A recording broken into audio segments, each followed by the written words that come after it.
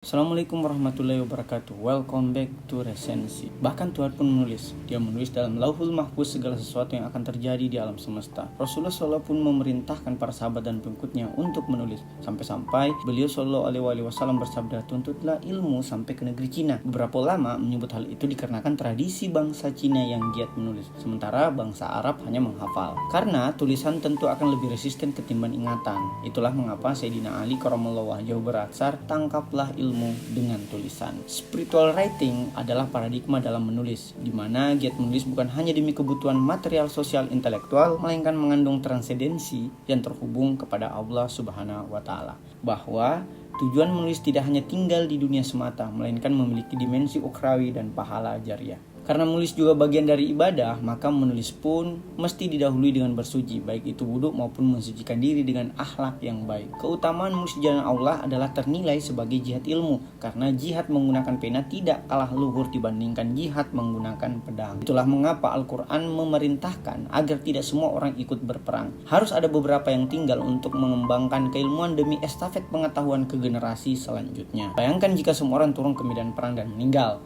maka tiada lagi keberlanjutan generasi. Termasuk pula sebagai bagian dari jihad ilmu, ketika Islam dan Sunnah dihina, maka kita melakukan kontra narasi melalui tulisan. Misalnya, dugaan penistaan kepada Rasulullah SAW yang dilakukan baik oleh Salman Rushdie di India maupun oleh media Charles Hebdo di Denmark. Maka kita dapat membalasnya dengan karya.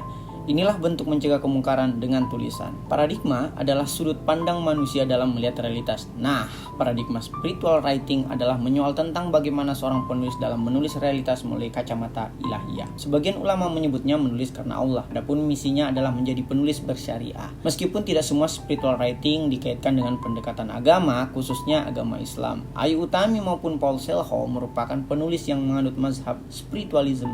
Dalam konteks agama Islam, spiritual writing merupakan ikhtiar menjadi sang pencerah dengan tulisan. Menulis dengan paradigma spiritual membuat penulis menjadi bukan penulis biasa, karena setiap kata yang ditulis dapat berupa zikir kepada Allah Subhanahu wa Ta'ala. Jika kita mendefinisikan zikir adalah merenungi kemahakuasaan Allah Subhanahu wa Ta'ala. Semakin kita menulis, semakin kita mendekatkan diri kepada Allah Subhanahu wa Ta'ala, sang pemilik ilmu. Apalagi dalam filsafat Islam, kita tidak mengotak-kotakan ilmu. Tidak ada dikotomi bahwa ini ilmu dunia dan itu ilmu akhirat. Semuanya terhubung atau spirit pada makna tauhid. Inilah yang oleh ahli syariat disebut sebagai menyatunya dunia dan akhirat, perempuan dan laki-laki, akal dan tubuh dalam suatu spiritualitas ketauhidan. Spirit adalah jiwa yang menjadi penghubung antara tubuh yang material dengan akal yang immaterial. Beberapa pakarnya menyebut sebagai roh. Sehingga bila stamina seorang penulis sedang loyo, ia dapat memulihkannya dengan sholat. Seperti dalam hadis Rasulullah SAW, sholatku adalah mi'rajku. Bahwa sholat menjadi penghubung Rasulullah SAW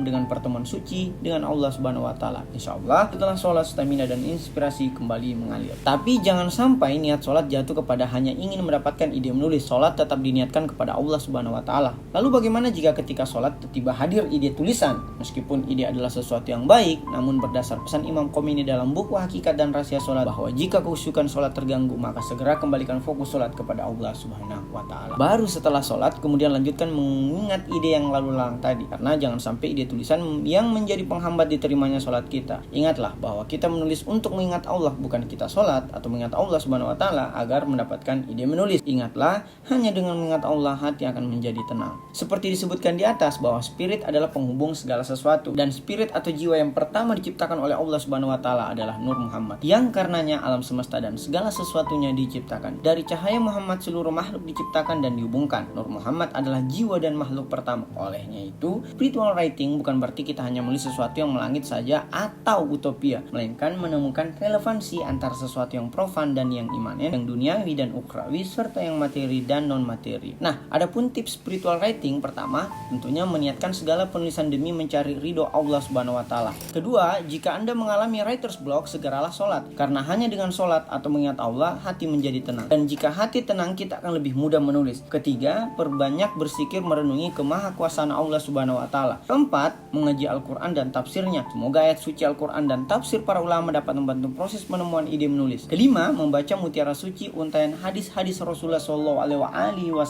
dan keluarganya yang suci. Keenam, seperti saran Paulo Freire, menulislah sesuatu yang Anda alami dan perjuangkan, karena pengalaman adalah salah satu guru terbaik setiap umat manusia. Ketujuh, perbanyak membaca buku, khususnya buku yang menambah keyakinan spiritualitas Anda. Kedelapan, lakukan eksperimen pada realitas alam semesta ini. Kesembilan, temukan mentor atau guru menulis, baik yang bermazhab spiritualisme writing maupun yang sekuler. Kesepuluh, bergabunglah pada komunitas menulis untuk berdiskusi dengan teman-teman yang memiliki satu hobi namun berbeda sudut pandang. Insya Allah, ide menulis akan segera mengalir deras. Yang terakhir, sebelum Anda mempublikasikan tulisan Anda, ingatlah selalu adab dalam menulis, bahwa tuliskanlah sesuatu yang memang Anda sudah lakukan. Jangan sok menggurui, padahal Anda sendiri tidak melakukan apa yang Anda ajarkan atau tuliskan. Karena Anda adalah pengajar atau pemberi ilmu, Anda mesti yang pertama melakukan apa yang Anda ajarkan. Jangan pula melakukan plagiasi karya orang lain, karena itu adalah praktik penipuan intelektual. Islam tentu mengajarkan adab dalam menghargai karya orang lain, misalnya dengan mengutip secara benar dan ilmiah. Sebaliknya, tulisan Anda mestinya memuat keunikan atau kekhasan.